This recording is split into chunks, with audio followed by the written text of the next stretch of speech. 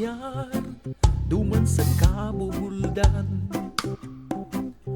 Paborito kong lugar, paanang presko duman. Maski nga di mapagal na ugmahan, nawawaraan sa kong kamunduan. Sa mapreskong busay, tulos man nararahay. Mga problema sa buhay, tulos binadalusay.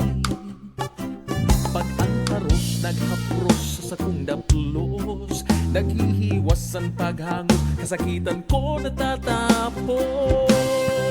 Marana, sabay na magtukad na kita sa bulod, kaiba ang satong barkada. At tapos magugma, liwanan problema, magkakan, maginom, magbayli, magkanta.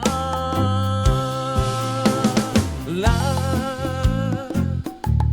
la la la la la la la la la la la la la la la la la. Sa sirong kam kahoy, duman ka magpalimpoy. Nawawaraan babloy, masiram magpuro taghoy. Ang kadlagan niyan naubos na, sa satong paratukan may paglaom pa.